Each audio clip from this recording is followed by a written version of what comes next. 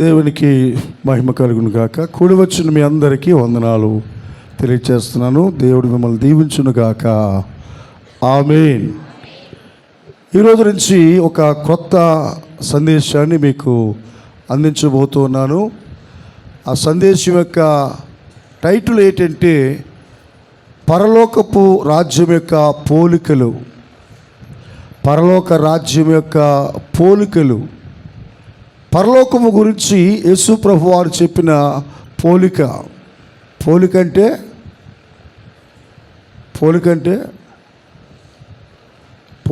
ఏంటి? పోలికంటే ఏంటి? ఇప్పుడు సామ్యూయల్ పాస్టర్ గారు మీకు తెలియదు, ప్రెసిడెంట్ గారికి తెలుసు. ప్రెసిడెంట్ గారిని అడిగారు, సామ్యూయల్ పాస్టర్ గారు మీరు ఎలా ఉంటారో కృపారావు గారిని అడిగారు ప్రెసిడెంట్ గారిని. అని ఏం చెప్తాడు చెప్పండి? ఏం చెప్తాడు? పోలిక చెప్తాడు. ఎలాగా? ఏదో మనిషిని చూపించో లేకపోతే చెట్టుని చూపించో, తాడి చెట్లో పొడుగ్గా ఉంటాడు, చెప్పండి, సామర్థ్యంగా ఉంటాడు, ఈ పలానా ఈ అచ్చం ఈ మనిషిలాగా ఉంటాడు అని చెప్తాడు. అంటే నేను ఎలా ఉంటానో మీకు తెలియదు, కానీ మీకు ఈ వ్యక్తిలా ఉన్నాడు అని చెప్పడానికి ఒక వ్యక్తిని పోలికగా చెప్తారు. దాన్ని పోలిక అన్నారు. బైబిల్ అంతా కూడా అలంకార భాషలో వ్రాయబడింది. బైబిల్ అంతా కూడా అలంకార భాషలో వ్రాయబడింది. అలంకార భాష అంటే ఏంటి? పోల్చి చెప్పడం. ఇప్పుడు బైబిల్లో కొన్ని విషయాలు మనం జ్ఞాపకం చేసుకుంటే, పరమగీతాల్లో ఒక చక్కని పోలిక ఒకసారి చెప్తాను, మీరు తీయొద్దు, చెప్తున్నాను అంతే. నీవు తాళవృక్షమంతా తిన్నని దానవు అంటాడు. తాళవృక్షం అంటే ఏంటి? తాడి చెట్టు. తాడి చెట్టు ఎంత తిన్నంగా ఉందో నా ప్రియురాలా, నీవు కూడా అంత తిన్నని దానవు అంటాడు. అంటే చక్కని దానవు, తిన్నని దానవు అని చెప్పడానికి దేనికి ఉపయోగించాడు? తాడి చెట్టును ఉపయోగించాడు. యేసు ప్రభు వారు మరి కొత్త నిబంధనలో చూస్తే హేరోదు రాజుతో అంటున్నాడు, హేరోదు రాజు గురించి అంటున్నాడు, ఆ నక్కతో ఇలాగూ చెప్పండి అన్నాడు. అంటే హేరోదు రాజు నక్క కాదు, నక్కతో పోల్చి మాట్లాడాడు. అలాగే పరలోక రాజ్యం ఎవలాగా ఉంటుందో మనకు తెలియదు. పరలోక రాజ్యం యొక్క విశేషాలు మనకు తెలియవు. కనుక యేసుక్రీస్తు ప్రభు వారు పరలోక రాజ్యం ఎలా ఉంటుందో చెప్పడానికి కొన్ని పోలికలు మరి బైబిల్లో చెప్పారు. అందులో మత్తయి సువార్తలో 10 రకాల పోలికలు చెప్పారు ఆయన. కేవలం మత్తయి సువార్తలోనే 10 రకాల పోలికలు ఆయన వివరించారు. అందులో మొదటి పోలిక నేను మీకు జ్ఞాపకం చేస్తాను. చూడండి, మత్తయి సువార్త 13వ అధ్యాయము, మత్తయి సువార్త 13వ అధ్యాయము 24 నుండి 30 వరకు కూడా మనం చదువుకుందాం. ఆయన మరి యొక్క ఉపమానము వారితో చెప్పాను, ఏమనగా పరలోక రాజ్యము తన పొలములో మంచి విత్తనము విత్తిన ఒక మనుషుని పోలి ఉన్నది. మనుషులు నిద్రించుచుండగా అతని శత్రువు వచ్చి గోధుమల మధ్యను గురుగులు విత్తిపోయెను. మొలకలు పెరిగి గింజపట్టినప్పుడు గురుగులు కూడా అగపడేను. అప్పుడు ఇంటి యజమాని దాసు అతని ఎద్దుకు వచ్చి, అయ్యా, నీవు నీ పొలములో మంచి విత్తనములు విత్తితివి కదా, అందులో గురుగులు ఎక్కడి నుండి వచ్చితివని అడిగిరి.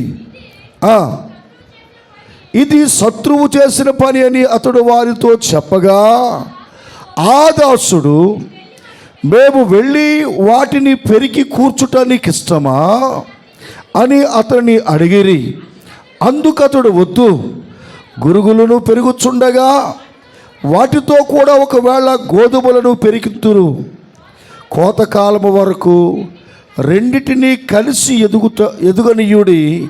కోతకాలమందు గురుగులను ముందుగా కూర్చి వాటిని కాల్చివేయుటకు కట్టలు కట్టి గోధుమలను నా కొట్లలో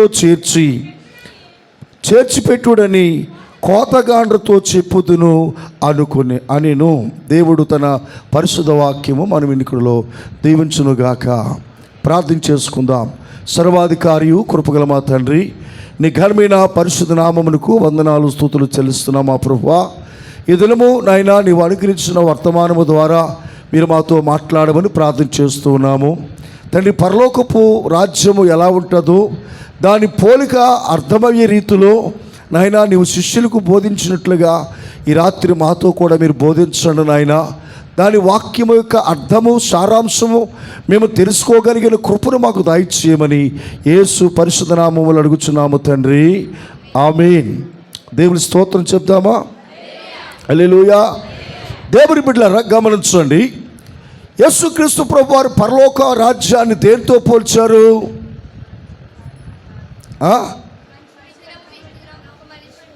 పొలముతో పోల్చారు. దేనితో పోల్చారు? దేవుని రాజ్యము ఎలాంటిదంటే పొలము లాంటిది.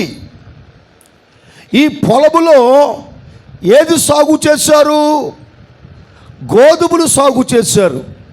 గోధుమలు మంచి విత్తనాలు ఎవరికి సాదృశ్యం అంటే క్రైస్తవులకు లేక విశ్వాసులకు సాదృశ్యము.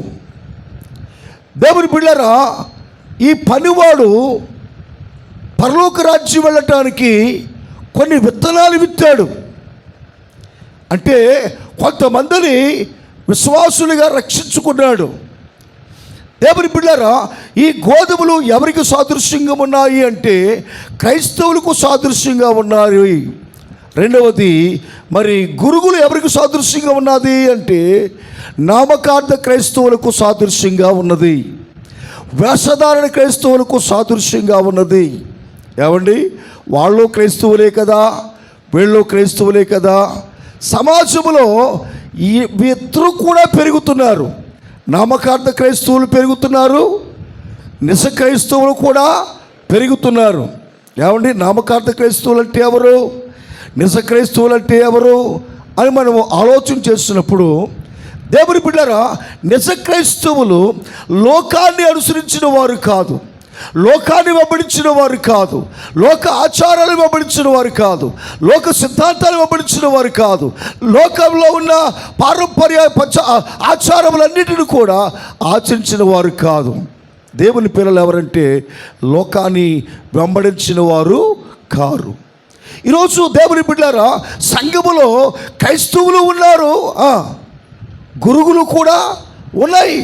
ఈ గురుగులు రావడానికి కారణం ఏమిటి అంటే దుష్టుడు వచ్చట గురుగులు అనే విత్తనాలు విత్తి వెళ్ళిపోయాడు. శత్రువు రావడానికి కారణం ఏమిటి అంటే ఆ పొలము కాసే వ్యక్తి, ఆ పొలము కాసే దాసుడు నిద్రపోయినందువలన అని మనం చూస్తున్నాము. అంతేనండి, నిద్రపోయినందువలన. మీకు ఉదాహరణకి ఒక విషయాన్ని మీకు చెప్తాను. ఇప్పుడు ఒక యజమానుడు, ఒక రైతు నాకు పొలం అప్పచెప్పాడు. ఆ పొలంలో పని చేయమని అప్పచెప్పాడు. ఆ పొలంలో విత్తనాలు విత్తమని నాకు విత్తనాలు ఇచ్చాడు. విత్తనాలు రెండు రకాల సాదృశ్యాలు చెప్పొచ్చు. ఒకటి వాక్యానికి సాదృశ్యంగా చెప్పొచ్చు, రెండు విశ్వాసులకు సాదృశ్యంగా చెప్పొచ్చు కదండి. దేవుని బిడ్డలారా, వాక్యానికి సాదృశ్యంగా ఇక్కడ మనం చూడం, కానీ విశ్వాసులకు సాదృశ్యంగా మనము ఈ ఉపమానాల్ని మనం ఉదాహరణకి మనకి జ్ఞాపకం చేసుకుందాం. దేవుని బిడ్డలారా, ఇప్పుడు నేను రైతు ఇచ్చిన విత్తనాలు విత్తిన తర్వాత నేను ఏం చేయాలి అంటే ఆ పొలాన్ని కాపాడుకుంటూ ఉండాలి. మీకు అర్థమవుతుందా? ఆ పొలాన్ని కాపాడుకుంటూ ఉండాలి. ఆ పొలానికి నీరు పెట్టాలి, ఆ పొలానికి మరి కావలసిన ఎరువులు వేయాలి, ఆ కావలసినవన్నీ కూడా వేయాలి. అయితే నేను చేసిన పని ఏమిటంటే పొలం విత్తేసాను కదా, నీరు పెట్టాను కదా, మొక్కలు ఆటోమేటిక్గా అవే వచ్చేస్తాయని చెప్పి ఒక చెట్టు, ఆ చెట్టు కింద కూర్చుని సచివతమ్మ గారు ఎలాగైతే అలా కూర్చొని ధ్యానంలోకి వెళ్తారో నేను కూడా అలాగే ధ్యానంలోకి వెళ్ళాను. వెళ్ళిన తర్వాత దుష్టుడు వచ్చాడు, సాతాను వచ్చి ఏం చేశాడు? గురుగులు ఆ పొలంలో విత్తి వెళ్ళిపోయాడు. తప్పు ఎవరిది చెప్పండి? తప్పు ఎవరిది? రైతుదా, పనివాడిదా? దేవుని బిడ్డారా, సంఘాన్ని దేవుడు అప్పగించినప్పుడు సంఘాన్ని కాపాడవలసిన బాధ్యత ఎవరిదంటే దేవుని సేవకునిది. దేవుడి సేవకుడు ఆదమరిచి ఉంటే, దేవుడి సేవకుడు నిద్రపోతూ ఉంటే, దేవుడి సేవకుడు నిర్లక్ష్యంగా ఉంటే దుష్టుడు అంటే అబద్ధ బోధకులు వచ్చి అబద్ధపు విత్తనాలు విత్తి విశ్వాసపు భ్రష్టులుగా చేసి మనకున్న విశ్వాసాన్ని పాడు చేస్తారు. అందుకనే దేవుని బిడ్డలారా, దేవుని సేవకుడు ఎప్పుడూ కూడా సంఘము పట్ల మెలకువ కలిగి ఉంటూ ఉండాలి. సంఘాన్ని ఎప్పుడు కూడా అప్రమత్తంగా కాపాడుతూ ఉండాలి. ఎందుకంటే దుష్టుడు ఏలుతున్న రాజ్యం. దినాల్లో దేవుని మీద దుష్టుడు సాతానుడు ఎవరిని ఉపయోగించుకుంటాడు అంటే, సాతానుడు కూడా ప్రతి వస్తువు కూడా డూప్లికేట్ వస్తుందా చెప్పండి? ప్రతి వస్తువు కూడా డూప్లికేట్ వస్తుందా? వచ్చిన కొత్తలో ఒరిజినల్ ఉంటుంది, మరుసటి నెలలో సేమ్ టు సేమ్ డూప్లికేట్ దింపేస్తారు కదా. అలాగే సాతానుడు కూడా సేవకుల్ని డూప్లికేట్ సేవకులు దింపేశాడు చాలామంది. ఒరిజినల్ సేవకులు దేవుని చేత పిలువబడిన వారు వేరు, డూప్లికేట్ సేవకులు సాతాను చేత పంపింపబడిన వారు, సేవకు వచ్చిన వారు వేరు. ఈ దినాల్లో దేవుని బిడ్డలారా, భారము కలిగి సేవకు వచ్చిన వాడు తక్కువ, సంఘాలు పాడు చేయడానికి సేవకు వచ్చిన వాళ్ళు ఎక్కువ. హల్లెలూయా. పూర్వకాలంలో సేవకులు ఎవరికి సువార్త ప్రకటించేవారు? దేవుని ఎరగిన వారికి సువార్త ప్రకటించేవారు, దేవుడు అంటే తెలియని వారికి సువార్త ప్రకటించేవారు. సువార్త ప్రకటించి యేసుక్రీస్తు ప్రభు వారి గురించి చెప్పి వారిని పాపులను ఒప్పించి వారు పశ్చాత్తాప పడిచేట్లుగా చేసి బాప్తిస్మం ఇచ్చి దేవుళ్ళలో పెంచి పరిశుద్ధాత్మలో పెంచి దేవుళ్ళో ఒక బలమైన సాధనాలుగా వాడేవారు దేవుని సేవకులు. మరి ఈ రోజున దేవుని సేవకుడు అంటే ఎవరు? దేవుని సేవకుడు ఏది ఒరిజినలో ఏది డూప్లికేటో అర్థం కాని పరిస్థితుల్లో మనము జీవిస్తూ ఉన్నాం. కనుక దేవుని బిడ్డలారా, ఈ దినాల్లో చాలామంది గట్టిగా బోధించే సేవకులు లేరు. మేగుతూ బోధించే సేవకులు, మెప్పుతూ పొగుడుతూ బోధించే సేవకులు. దేవుని బిడ్డలారా, పూర్వకాలంలో మా చిన్నప్పుడు మా తండ్రి గారు చేసే వాక్యము హృదయాన్ని నొప్పించేది, మారు మనసు కలిగించేది, పశ్చాత్తాపం కలిగేది. ఈరోజు దేవుని సేవకుడు గట్టిగా వాక్యం చెప్తుంటే ఎవరన్నా మారు మనసు పొందుతున్నారా చెప్పండి? కఠినలో అయిపోతున్నారు. అందుకని సంఘాల్లో ఎప్పుడు ఎక్కువ మంది వేషధారులే ఉన్నారు తప్ప క్రైస్తవులు తక్కువ, విశ్వాసులు తక్కువ. వేషధారులను ఎందుకు అంటున్నానంటే, వేషధారులు అన్నిటిలో ఉంటారు. ఇటు సంఘంలో ఉంటారు, అటు లోకంలో కూడా ఉంటారు. ఈ వేషధారులు చేసే పని ఏంటి? ప్రతిదీ కూడా లోకానుసారంగా చేస్తూ ఉంటారు. ఎదురొస్తే కానీ బయటికి వెళ్ళరు.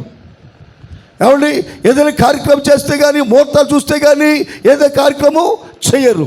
ఈరోజు దేవుని బిడ్డలారా, దేవుని వాక్యం ఏమి చెప్తుంది అంటే, వేషధారులుగా ఉన్న ప్రతి వ్యక్తి కూడా గురుగులతో సమానము. వేషధారులు అవ్వడానికి కారణం ఏమిటి అంటే, సాతానుడు వచ్చి గురుగులు విత్తాడు, గురుగులతో పాటు గోధుమలు కూడా పెరుగుతున్నాయి. మధ్యలో దేవుని బిడ్డలారా, ఈ పనివాడు వచ్చాడు. అయ్యా, మీరు గోధుమలు విత్తారు కదా, మధ్యలో గురుగులు ఎలా వచ్చాయి అని అడిగితే యజమానుడు అంటున్నాడు, ఇది అపవాది పని. ఎవరి పని? శత్రువు పని. ఈ శత్రువు పని కాబట్టి ఇప్పుడు ఈ శత్రువు పని మనం జరిగిపోయింది కాబట్టి మరి ఏం చేయాలి అని అడుగుతుంటే వాళ్ళు అంటున్నారు, అయ్యా ఇప్పుడు మేము వెళ్ళి ఆ గోధుమల పక్కన ఉన్న గురుగులను పెరిగివేయమంటారా అని అడిగారు.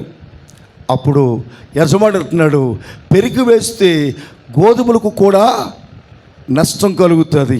చూడండి, ఒక విశ్వాసి ఎప్పుడైతే భ్రష్టుడైపోయాడో, భ్రష్టుడైన వ్యక్తి వాక్యానికి లోబడడు, గద్దింపుకు లోబడడు, వాక్యాన్ని చెప్పినట్లుగా వినడు. వాక్యం చెప్పినట్టుగా వినకుండా ఏం చేస్తాడో తెలుసా? వాడు వినడు, పక్కనున్న వాళ్ళు కూడా ఏం చేస్తాడు? పాడు చేస్తాడు. వాడు కొన్ని విశ్వాసాన్ని పాడు చేస్తాడు. ఈ తుప్పుతో పాటు పక్క తుప్పు కూడా ఏమైపోద్ది? కదిలిపోయి అది చస్తుంది, ఇది చస్తుంది. అందుకని యజమానుడు అన్నాడు, కోతకాలం వచ్చే వరకు కూడా దాన్ని పెరగినవ్వండి, దీన్ని పెరగినవ్వండి. ఎందుకు పెరగాలి అంటే, దానికి ఒక టైం ఉంది. రాత్రి చెప్పాను కదా, తగిన కాలమందు, తగిన సమయమందు. దేవుని బిడ్డ ప్రతి దానికి సమయం ఉంది. ప్రతిదీ కూడా నేను ఒరిజినల్ అని చెప్పుకునేవారు చాలామంది ఉన్నారు. కానీ ఒరిజినల్లో డూప్లికేట్ తేల్చేది కోతకాలము. ఏ కాలం అండి? కోతకాలము. దేనికి సాదృశ్యం అంటే దేవుని తీర్పుకు సాదృశ్యము. దేవుని తీర్పుకు సాదృశ్యము. ఈ తీర్పులో కోత కోసేటప్పుడు గురుగులు ఎక్కడికి వెళ్తాయి? అగ్నిలోకి వెళ్తాయి. గోధుమలు ఎక్కడికి వెళ్తాయి? కొట్లలోకి వెళ్తాయి. హల్లెలూయా. కాబట్టి పరలోక రాజ్యం ఎలా ఉంటుందంటే పొలముగా ఉంటుంది. ఆ పొలములో ఏముంటాయంటే గోధుమలే ఉంటాయి. పరలోక రాజ్యం ఎలాంటిదంటే పొలము లాంటిది. ఆ పొలములో ఎవరుంటారో తెలుసా? రక్షింపబడిన వారు ఉంటారు. హల్లెలూయా, హల్లెలూయా. దేవుని కొరకు త్యాగం చేసేవారు ఉంటారు. దేవుని కొరకు తమ జీవితాలు అర్పించేవారు ఉంటారు. దేవుని కొరకు తమ జీవితాన్ని ప్రభువు కొరకు సమర్పించి ప్రాణ త్యాగం చేసిన వారు ఉంటారు. ఈరోజు దేవుని బిడ్డరా, సంఘంలో నువ్వు ఉన్నావు, గోధుమగా ఉన్నావా, గురుగులా ఉన్నావా? గురుగులు ఎప్పుడు కూడా పక్కదాన్ని పాడు చేసేది దాని బుద్ధి.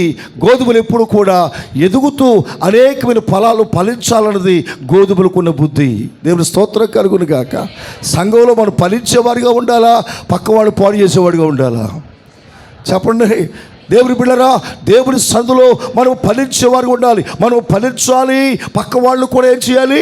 ఫలింపు చేయాలి. నువ్వు ప్రార్థన చేయాలి, పక్క వాళ్ళు కూడా ప్రార్థన అనుభవంలోకి నడిపించాలి. నీవు వాక్యం చదవాలి, పక్కన వాళ్ళు కూడా వాక్య అనుభవంలోకి నడిపించాలి. నువ్వు ప్రార్థనకు రావాలి, పక్కన వాళ్ళు కూడా ప్రార్థనకు వచ్చేటట్లుగా చేయాలి. దేవునికి ఇవ్వాలి, ఇచ్చేవట్లుగా నువ్వు చేయాలి. అలాగూ చేసినప్పుడు దేవుడు నేను ఎక్కడ పెడతాడు తెలుసా? కొట్లలో నిలబెడతాడు. హల్లెలూయా. కొట్టు ఏది అంటే పరలోక రాజ్యము. హల్లెలూయా. ఏమండి, మనం కోత కోసిన తర్వాత ఏం చేస్తాము? ఎగరపోస్తాం కదా. ఎగరపోసినప్పుడు గట్టికాయలు ఎక్కడ పడతాయి? అది కింద. ఎక్కడ కింద? మన కాళ్ళ దగ్గర పడతాయి. గట్టికాయలు ఎక్కడ పడతాయి? మన కాళ్ళ దగ్గర పడతాయి. పుల్లికాయలు ఎక్కడ పడతాయి? దూరంగా పడతాయి. దేవుని బిడ్డలారా, నువ్వు గోధుమ గింజగా ఉంటే ఎప్పుడూ దేవుని పాదాల దగ్గరే ఉంటావు. నువ్వు ఎప్పుడూ దేవునితో సహవాసం చేస్తూనే ఉంటావు. నువ్వు గోధుమ గింజగా ఉంటే ఎప్పుడు కూడా దేవుని కొరకు ఫలిస్తావు. నువ్వు గోధుమ గింజగా ఉంటే దేవుని కొరకు నీ జీవితాన్ని సమర్పిస్తావు. లోకం వైపు చూడకుండా, పాపం వైపు చూడకుండా, లోకాసుల వైపు చూడకుండా నీ జీవితాన్ని ప్రభు కొరకు సమర్పణ చేసుకుని ప్రభు కొరకు జీవిస్తావు. హల్లెలూయా. చావైనా రేవైనా నా యేసే అని నినాదముతో ప్రభు దగ్గరికి మనం వెళతాం. కాబట్టి రాత్రి దేవుని బిడ్డలారా, పరలోక రాజ్యము దేనితో పోల్చారంటే పొలముతో పోల్చారు. పొలములో ఉండవలసింది గోధుమలే కానీ గురుగులు కాదు. ఈరోజు దేవుని బిడ్డలారా, ఒకవేళ నామకార్థ క్రైస్తవుడుగానే ఉంటూ, నామకార్థమైన వేషధారుతో ఉంటూ, దేవునికి వ్యతిరేకంగా జీవిస్తూ ఉంటే రేపొద్దున నీవు ఎక్కడ ఉండాలి తెలుసా? అగ్నిగుండంలో ఉండాలి. అక్కడ అగ్ని ఆరదు. చెప్పండి, అక్కడ అగ్ని ఆరదు, పురుగు చావదు. చూడండి 13వ అధ్యాయము 42వ వచనం చూడండి ఒకసారి. అక్కడ ఏడ్పును పండ్లు కొరుకుటయు ఉండును. అప్పుడు చాలు ఎక్కడ? అగ్నిగుండములో. 41వ వచనం చూడండి. మనుషు కుమారుడు తన దూతల పప్పును వారు ఆయన రాజ్యము నుండి చూడండి ఆటంకములకు సకల విధములైన దుర్నీతి పనులను సమకూర్చి అగ్నిగుండములో పడవేస్తురు. హల్లెలూయా. ఏమని రాయబడింది? మనుషు కుమారు దూతలు పంపుతాడట. ఆ దూతలు వచ్చి ఏం చేస్తారట? దేవుని రాజ్యములో నుండి ఆటంకములకు వారు, అంటే దేవుని రాజ్యానికి ఎవరు ఆటంకంగా ఉంటారో, దేవుని పనికి ఎవరు ఆటంకంగా ఉంటారో, విశ్వాసంలో ఎదగకుండా ఎవరైతే ఆటంకంగా ఉంటారో, ప్రార్థనలో ఎదగకుండా ఎవరైతే ఆటంకంగా ఉంటారో, అలాంటి దుర్నీతి పరులను, చెప్పండి, దుర్నీతి పరులను సమకూర్చి అగ్నిగుండములో పడవేయబడతారు. అక్కడ ఏముంటుంది? ఏడుపును పండ్లు కొరుకుటయు ఉంటాయి. ఈ రాత్రి దేవుని వాక్యం ఉంటున్న దేవుని బిడ్డలారా, నీవు అగ్నిగుండంలో వేయబడతావా? దేవుని రాజ్యంలోకి వెళ్తావా? ఈ రాత్రి నీ విశ్వాసాన్ని బట్టి, నీ భక్తిని బట్టి, నీ ప్రార్థనా జీవితాన్ని బట్టి నీ తీర్పు దినాన్ని నువ్వు నిలబడతావు. కోతకాలం వస్తుంది, కోతకాలం వస్తుంది. అది ఎంతో దూరం లేదు. పంటకు వచ్చింది. పైరంతా కూడా ఏమైంది చెప్పండి? పైరు కొయ్యటానికి రెడీగా వచ్చింది. దేవుని బిడ్డలారా, పంట కాలం ఇప్పుడు మనకు కూడా ఏ కాలం వస్తుంది? కోతకాలం వస్తుంది. కోతకాలం రోజున రైతు పని వాళ్ళు తీసుకుని వెళ్ళి కోత కోసే రైతు ఆ పొలాన్ని కోసినప్పుడు ఆ రైతు పొల్లికాయలన్నీ కూడా కాల్చివేస్తాడు, గట్టికాయలని కూడా కొట్లలో వేసుకుంటాడు. నీవు సంఘములో నామకార్థ క్రైస్తవుడిగా ఉన్నావా? నీవు బయట అగ్నిలో పారవేయబడతావు. నిజమైన క్రైస్తవుడిగా ఉన్నావా? దేవుని కొరకు బ్రతుకుతున్నావా? దేవుని కొరకు జీవిస్తున్నావా? శ్రమలైనా, కష్టాలైనా, ఇరుకులైనా, ఇబ్బందులైనా దేవుని కొరకు నువ్వు బ్రతుకుతున్నావా? అలా బ్రతికినట్లయితే నీవు దేవుని రాజ్యములో నీవు ఉంటావు. దేవుని రాజ్యంలో ఉండగలిగిన భాగ్యాన్ని దేవుడు నీకు ఇస్తాడు. అట్టి కృప దేవుడు మనందరికీ దయచేయునుగాక. ఆమేన్. ప్రార్థన చేసుకుందాం. మొదటి మాటగా చూసాము, పరలోక రాజ్యము దేనికి పోల్చబడింది అంటే పొలానికి పోల్చబడింది. రేపు రెండవ పోలికను మనం జ్ఞాపకం చేసుకుందాం.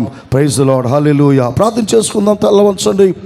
మిక్కిలిగా ప్రేమించిన మా పరమ తండ్రి, నీ ఘనమైన పరిశుద్ధ నామమునకు వేలాది స్తుతులు చెల్లిస్తున్న మా ప్రభువా, దేవా, ఈ రాత్రి సమయంలో నీవు మాతో మాట్లాడిన విధానము కొరకు నీకు వందనాలు చెల్లిస్తున్నాము.